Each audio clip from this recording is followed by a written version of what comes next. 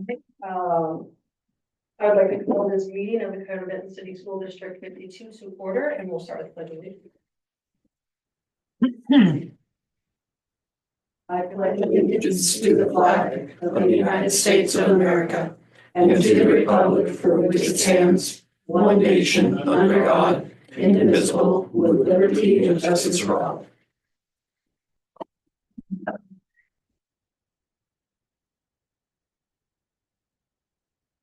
And we have Josh online via Zoom.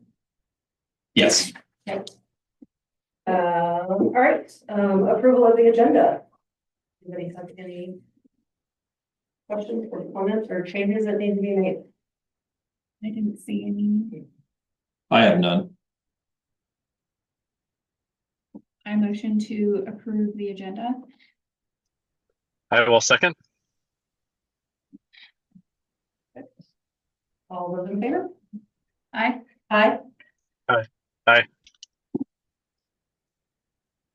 On to delegations, Mr. Peterson, do you have any? Yeah, I have a statement to read. It's a proclamation from the state of Washington. So whereas the mission of Washington's public school system is to ensure that all students achieve at high levels and possess knowledge and skills to be responsible members of a democratic society, enjoy productive and satisfying lives. And whereas Washington's 295 locally elected school boards of directors and 9 elected educational service district boards are at the core of the public education governance system in our state. Whereas the districts and regions they lead serve more than 1.1 million students, have a combined annual budget of over $20 billion and employ approximately 125,000 people.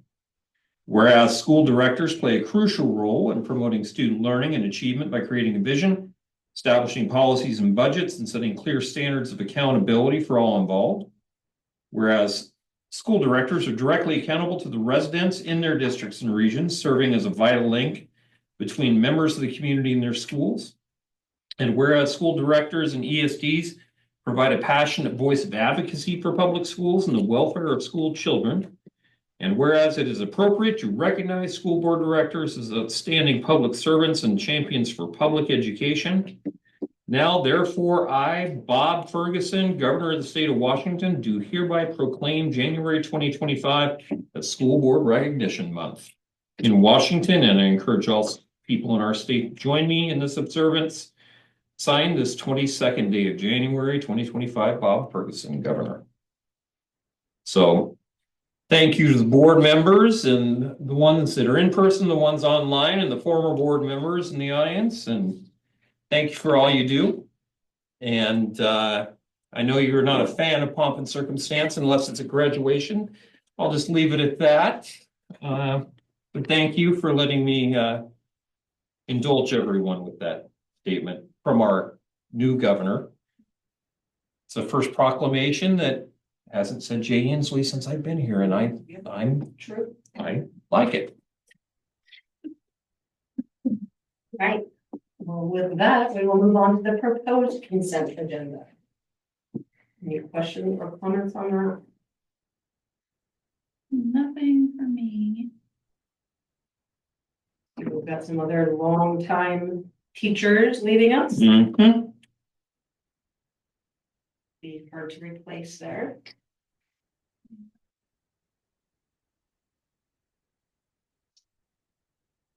I motion to approve the proposed consent agenda. I will second. Josh. And all those in favor? Aye. Aye. Aye. Perfect. All right. And I guess I would jump in then and now that it's all official and just give the district's appreciation and thanks to 2 very long tenured teachers in our district, Donna Reinhardt, Donna Fluharty, have given an enormous amount of their time and energy and careers to the kids of Benton City, and they've both done fabulous work. So thank you to them and to their service. And with that, we have public comment. Do we have any out there? Yeah. All right, come on up. Oh, I need to read my thing. Yes, you need to read your thing. Read my thing. The board welcomes input from the community. Please follow the public comment procedure by stating your name at the podium when recognized by the chair. Each person is allowed 3 minutes to speak. In accordance with the Open Public Meetings Act, the board is not allowed to discuss items not on the agenda. The board will direct the superintendent to follow up on any items that arise during public comment as appropriate. The board will not allow complaints against an individual staff member or a student in open session unless that individual has requested an open public hearing. In other words, no student or employee names can be used. So now I'm gonna, No. Bill better sit down and rewrite it. So Kyle Kurth, for you that they don't know me, first of all, Louis Pearson, board members, thanks for hearing me tonight. I'm here just to kind of talk about the senior class trip. We definitely are in the midst of trying to plan this. Head of the top of the kids' list is Silverwood or some sort of theme park. We've been told, you know, because of liability and risk, that's just not an option, in which I get that side of liability and risk. In today's age of this Sue Happy world we're in, I get that 100%. However, with that said, I mean, I've called Silverwood and I've actually talked to them and just figured out kind of some of the processes and what it would take to get there and figure some stuff out. Through that process, found out that last year, 400 other districts went to Silverwood. So my question would be, is if 400 other districts figured out how to mitigate the liability and risk, why can't we? And I hope the answer isn't, oh, they didn't look at it, they're doing something wrong or what. You're not going to tell me that 400 other districts did that. So the other big question is that we're being told that we have certain time constraints on when we can have the senior class trip, and it needs to be done before graduation. And my question is, why is that? Graduation this year is very into May. The weekend before that's Memorial Weekend and state softball for the girls if they make it. And if we're trying to do something outside or in a area like Silverwood, we're gonna want nice, decent weather. You know, so something in June would obviously would be nice. The other side of that of mitigating liability and risk, I just wonder what happened to, you know, coming up with a waiver for parents and kids to sign and everything. I mean, I remember back in the day of going to school, anytime you left school property or the district field trip, you had to sign a waiver. That's what mitigated the risk for doing stuff so the school didn't get sued. Maybe that's not an option anymore, I don't know, but that's just another thing to bring up. All of you are on this board for some reason or another, and most of the time I think it's because you want to make a difference and you want to make a change. So in this question, I'm just asking, not even for this year's senior class, but next senior classes coming down, to try to figure out a nice clean path to figure out how to mitigate some of these problems. There isn't just these constant roadblocks of no, you can't do this. The senior trip is supposed to be something that's memorable for the kids, to congratulate them, all the hard work, everything they've done, they're graduating, you know, and being constricted to, hey, you just got to do something local kind of sucks. And I just don't think that's the, you know, I think there's other workarounds to do that. So that's my hope, and that's, you know, to try to figure out more avenues. So we're obviously running not out of time yet, but closer it gets, the harder it's going to be to figure this out. Yep. I definitely will fill out my sheet, put my questions on it, give to you guys, and, you know, hope to hear from everybody. So yeah, thank you. Absolutely. Thank you. Kyle, make sure, excuse me, I'm sorry, but make sure you put your cell phone on there so I can get a hold of you, okay? Perfect, yeah. Anything else? Oh, I'm here in a second. Okay, we got a second on Kyle. Duly noted. All right, Heidi, any electronic? Dale, you're good? Okay. No electronic, all right? Moving on to new business power school updates. Mr. Peterson. Yes, thank you, Teddy.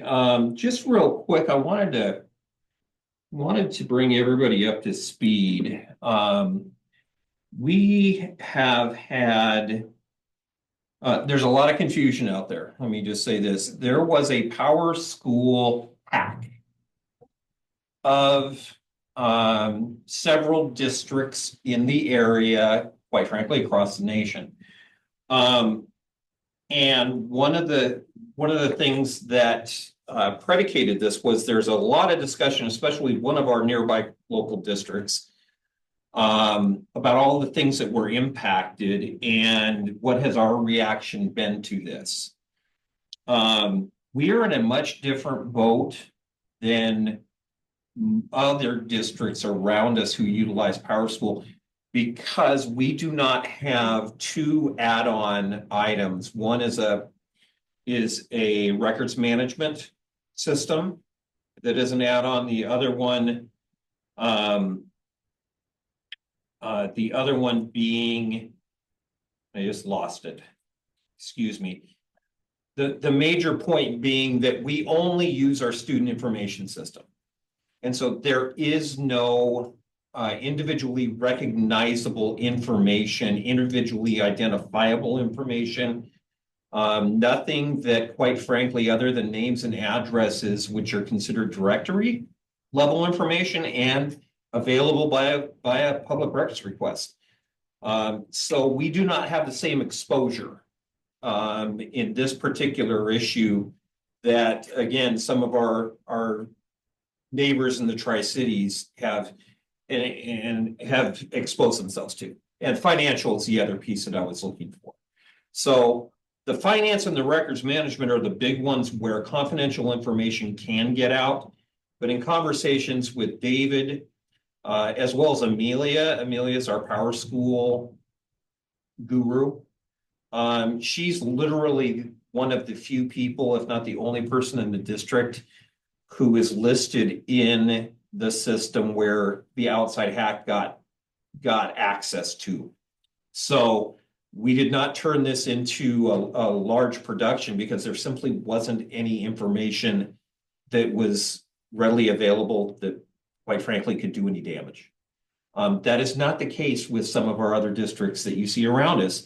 But I wanted to put it out there because if you do look on certain social media pages, you see a very large amount of, well, these people are doing this and these people are doing that. Why aren't we doing anything? Well, it's because we didn't have the same level of software and we simply don't have the information that was put out at risk. The other factor being that we're small enough, we utilize a PowerSchool server that does not belong to us. Whereas the other districts are bigger, so they have their own servers and their own internal system. Once that hack was made, they then gained access to other facets of their information. Ours is independent, so you couldn't get into anything besides, quite frankly, I think what I've said is if a middle school grade in PE is important to a hacker, they might have gotten that, but that's about all. So I just wanted to bring that to everybody's attention in case you see anything on social media about it. But David and Amelia have done a fantastic job of keeping us informed.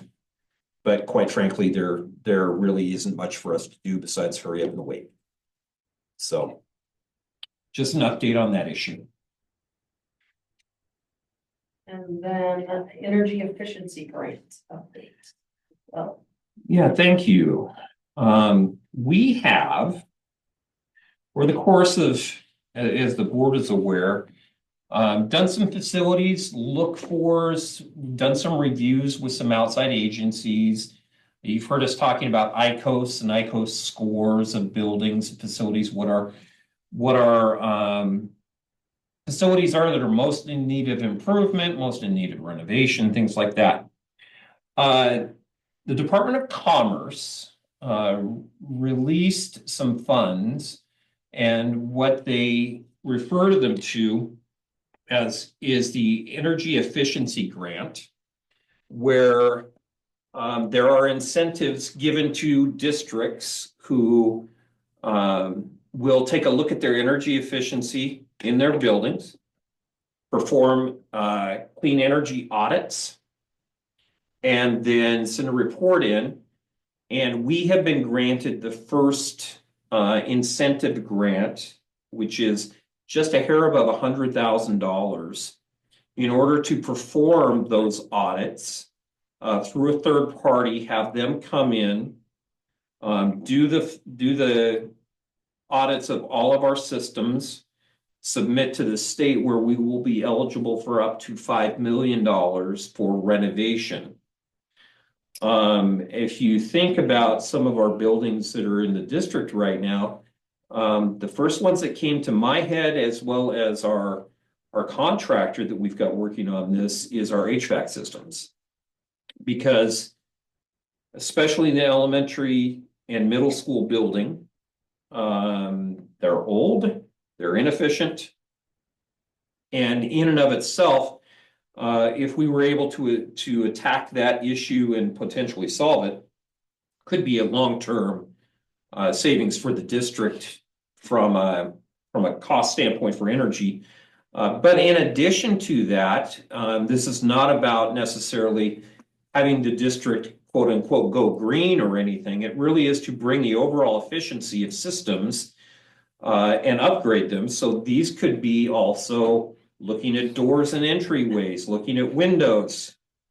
Good evening, sir. Sorry about that. Nope, you're fine. Wouldn't go that far. But looking at doors, windows, which are another key, quite frankly, a key area where dollars literally fly out the window, so to speak. So with up to $5 million available, we're going to go ahead and bring to the board at the next meeting the actual contract that we're going to sign to go with McKinstry Enterprises to work on this project to get our audits in place for efficient energy. We'll submit that to the state, and assuming everything goes well, and certainly we have the level of performance that this is really the reason why schools are being asked to do this for exactly the type of HVAC systems and single pane windows that we have. So we could be looking at some pretty good upgrades and some pretty good opportunities, not only for the first round of the Department of Commerce, but potential other fulfillment down the road of more grants. So we're at the very ground stages. We've received notification that we have received, or we will receive the $100,000 for the incentive audit. You'll see that contract next time, and then we'll move forward from there. These audits have to be completed by June 15th, so it's a fairly quick turnaround.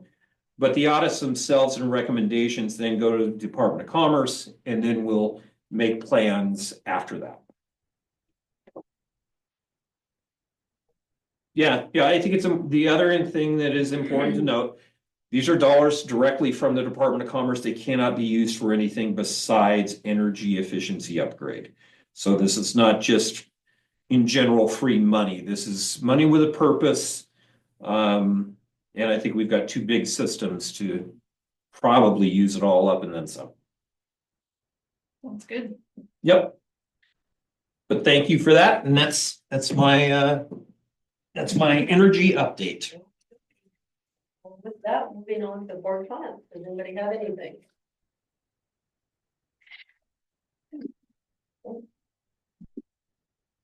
I would like to just second what Pete said about our longtime retirees. They have been with our district for years, and they will be difficult to replace. I know Donna Baumgartner, for those of you who don't recognize the last name Reinhardt, our art teacher at the high school and at the middle school, I guess, is going to be.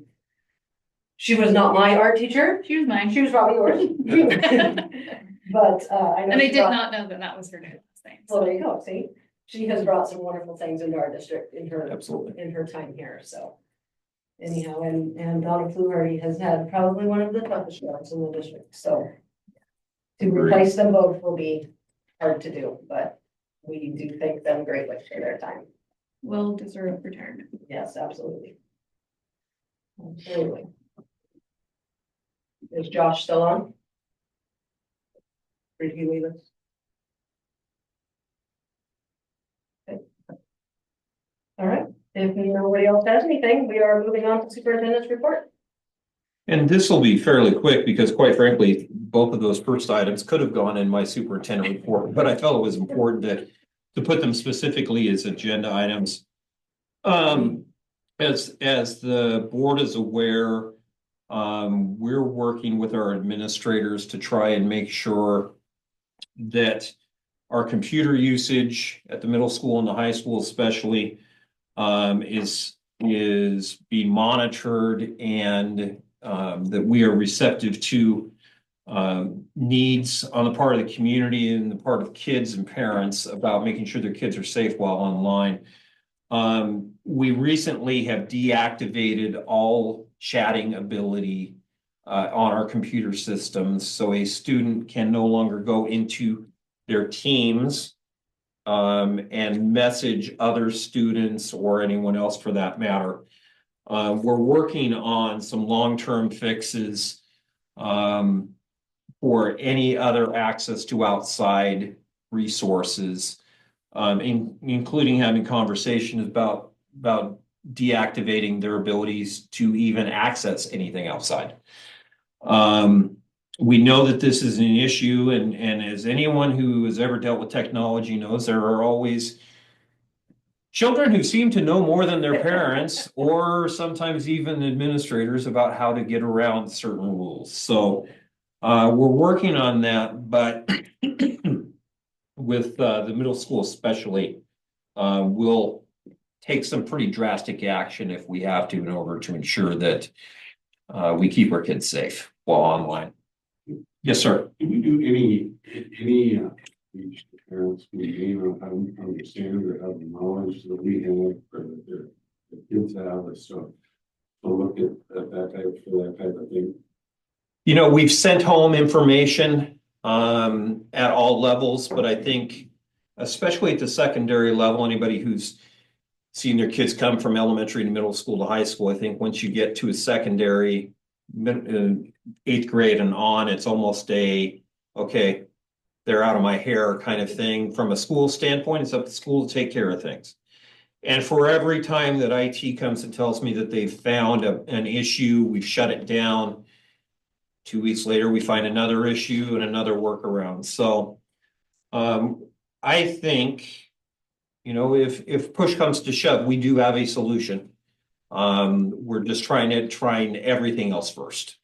So along those same lines, we've asked administrators to be very diligent and to try and recruit as many of our employees as possible during the school day, to be monitoring kids, supervising kids. And I met with principals today, and we're going to be instituting ride-alongs on our buses by administrators. This was not something that I came lightly to as far as requiring our administrators to do this.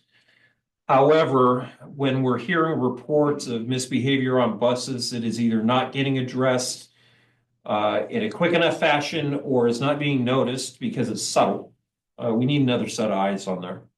So we're going to come up with a plan. I should be able to report back to the board at our next meeting exactly what we're going to be doing more specifically as far as times and days and things. But our principals are actually all for it. I don't think they like having to deal with misbehavior on bus because they're the ones that obviously get to it after the fact. Maybe we can preempt something with an hour given up after school might save you a couple hours during the school day. So, and that will include myself on those ride-alongs. So I think it's important that we make sure that our bus drivers know we're supporting them, our families know that we're supporting bus behavior and misbehavior and getting it addressed as soon as possible.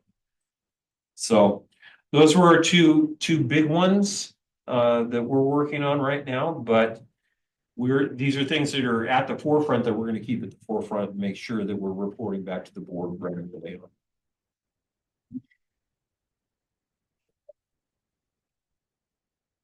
Yes. All right. With that, we're moving into executive session pursuant to RCW 42-30-110, section 1, for public and public employee for 30 minutes with no business to follow. Thank you very much.